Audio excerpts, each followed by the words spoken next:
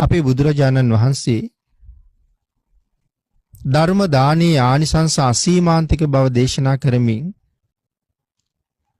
ධර්ම දාන පින්කම් 6ක් පිළිබඳව පින්නතුනි දේශනා කොට වදාලා. ඒ 6න් 5ක්ම සිද්ධ කරන්න පුළුවන් ධර්මයේ පිළිබඳව හොඳ මනා අවබෝධයක් තියෙන ධර්මදරයෙකුට විතරයි. පළවෙනි ධර්ම දාන පින්කම තමයි භාග්‍යතුන් වහන්සේගේ ධර්මය හොඳින් ඉගෙනගෙන ලෝක සත්වයාට දේශනා කරන එක.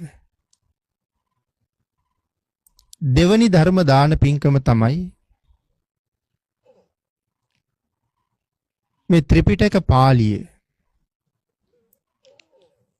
බොහෝ දෙනාට අනුකම්පාවෙන් උගන්වන එක. තුන්වෙනි ධර්ම දානය තමයි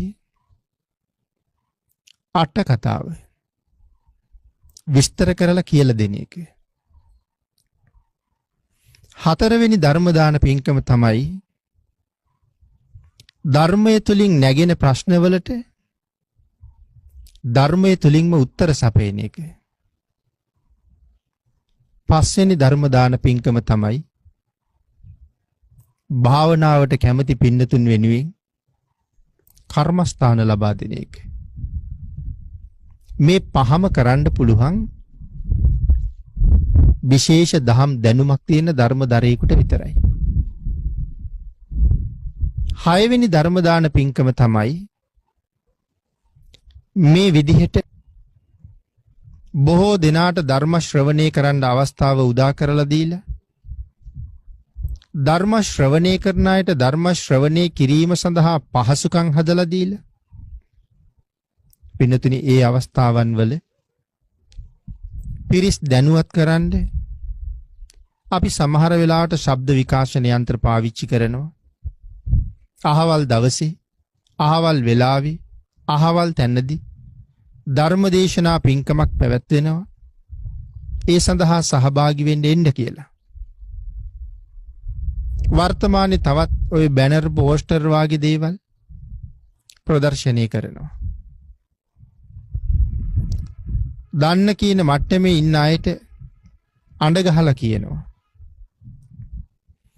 දුර බැහැර නමුත් බණ අහන්න එන්න කැමති අයට වාහන ආදිය යොදලා බණ අහන්න එන්න යන්න පහසුකම් සකස් කරනවා. ඒ සඳහා සහභාගී වුණ අයට ආහාර පානයන්ගෙන් සංග්‍රහ කරනවා. මේ හැම දෙයක්ම අයිති වෙන්නේ ධර්ම දාන පින්කමට.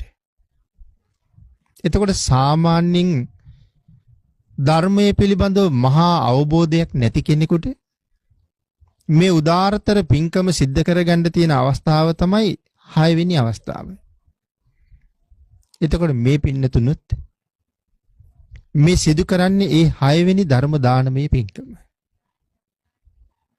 නිමක් නැති ආනිසංස ලැබෙන බවයි භාග්‍යතුන් වහන්සේ දේශනා කොට වදාළේ. අපේ පින්නතුන් අහලා තියෙනවා කොසල් රජුරුවන්ගේ රාජ්‍යයේ හිටිය සන්තති කියලා අමාත්‍යවරයෙක්. සන්තති අමාත්‍යවරයා අපේ බුදුරජාණන් වහන්සේ ළඟට ගියහම එක 4 පද ගාථාවක් අහලා සියලු ආභරණ දරාගෙන ඉන්න අතරතුරදීම සව් කෙලස් නැසලා රහත් වුණා. එතකොට මේ සියලු ආභරණ දරාගෙනම සව් කෙලස් නැසලා 4 පද ගාථාවක් අහපු පමණින් අරහත්වයේම සාක්ෂාත් කරගන්න සංසාරේ කරලා තිබිච්ච පින්කම මොකක්ද? ඒ පින්කම තමයි ධර්ම දානමය පින්කම. පින්නතුනි විපස්සී භාග්‍යතුන් වහන්සේ ලෝකේ පහළ වෙච්ච කාලේ ඒ කාලේ මිනිස්සුන්ගේ පරමායුෂ අවුරුදු 84000ක්. විපස්සී සම්මා සම්බුදුරජාණන් වහන්සේ හැම දවසකම ධර්ම දේශනා කරන්නේ නැහැ. ඒ දීර්ඝ ආයුෂ තියෙන හින්දා. නමුත් ධර්ම දේශනා කරන කාලෙට අහවල් දවසේ භාග්‍යතුන් වහන්සේ ධර්ම දේශනාව කරනවා. ඒ නිසා බණ අහන්න එන්න කියලා පිරිස දැනුවත් කරන එක තමයි එදා මේ පුද්ගලයා කරලා තියෙන්නේ. පයින් ගිහිල්ලාමයි හැමෝම දැනුවත් කරන්නේ.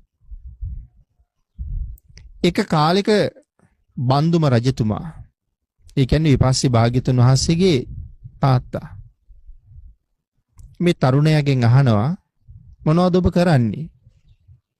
ස්වාමීනි මම බණ අහන පිරිසට බණ අහන දවස කියලා දෙනවා. අහවල් දවසේ ධර්ම දේශනා කෙරෙනවා කියලා. බොහෝ මිනිස්සු සීලයට යොමු කරනවා, මම දානයට උනන්දු කරනවා, මමත් සිල් සමාදන් වෙනවා, දම් පින්කම් කරනවා. රජුරු සඳහන් කළා ඔබ සිදු කරන මේ උදාර පින්කම පයින් ගිහිල්ලා කරන්න වටින එකක් නෙමෙයි. ඒක පයින් ගිහිල්ලා කරන්න අමාරුයි. එහෙනම් රජුරු මේ පුද්ගලයාට අශ්වයෙක් ලබලා දෙනවා. ඊට පස්සේ අස්සයාගේ පිටේ ගිහිල්ලා ඒ කාරණාව කරනවා. පස්සේ කාලෙක සුදු පාට අස්සයෝ 4 දිනක යොදාපු රතයක් දෙනවා. තවත් කාලයක් ගියහම විශේෂිත වූ ඇතෙක් දෙනවා, මේ ඇතාගේ පිටේ ගිහිල්ලා ඒ දැනුවත් කිරීම කරන්න කියලා. අන් ඒ කාර්ය නිසා තමයි ලෞතර බුදු කෙනෙක් ළඟ 4 පද ගාථාවක් ශ්‍රවණය කරන මොහොතේ සව් කෙලස් නසන්න තරම් මහ හේතුවක් බවට පත් වෙලා තිබුණේ. ධර්ම දානේ කොයි තරම් උසස්ද කියන කරුණු පින්නතුනි බොහෝසේ සාකච්ඡා කරන්න තියෙනවා.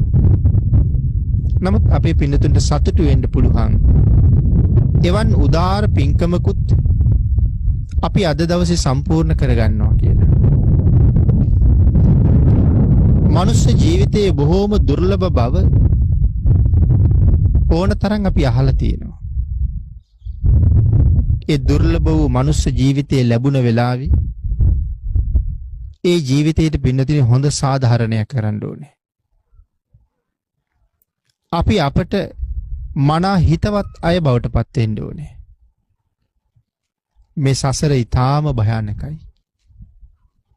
අනමතග්ග සංයුක්තේ සසර භයානක බව පිළිබඳව භාග්‍යතුන් වහන්සේ බොහෝ කරුණු දේශනා කළා. ඒ භයානක සංසාරේ මේ වාගේ මනුස්ස ජීවිතයක් ලැබෙන්නේ ඊ타ත්ම කලාතුරකින්. ඒ ලැබුණ අවස්ථාවේ උපරිම ඵලයක් නෙලන්න ඕනේ. ඒකයි මම සඳහන් කළේ අපි අපට හිතවත් ප්‍රතිපදාවක් අනුගමනය කරන්න ඕනේ කියලා. අපි මේ ලෝකේ ජීවත් වෙන බොහෝ දෙනාගේ හිතවත්තු වෙලා ඉන්නවා. අපට හිතවත් බොහෝ දෙනෙක් ඉන්නවා. හරියට හිතලා බැලුවොත් අපි අනුන්ටත් හිතවත්, අනිත් අය අපටත් හිතවත්. හැබැයි අපි අපට හිතවත් නැහැ. අපි අපට හිතවත් නම් බුදුරජාණන් වහන්සේ දේශනා කරපු මගෙන් එළියට යන්නේ නැහැ. ඒක තමයි Tamanට තියෙන හිතවත් බව. එහෙමනම් අපි පින්නතුන් Tamanට හිතවත් ප්‍රතිපදාවක් තමයි මේ අනුගමනය කරන්නේ.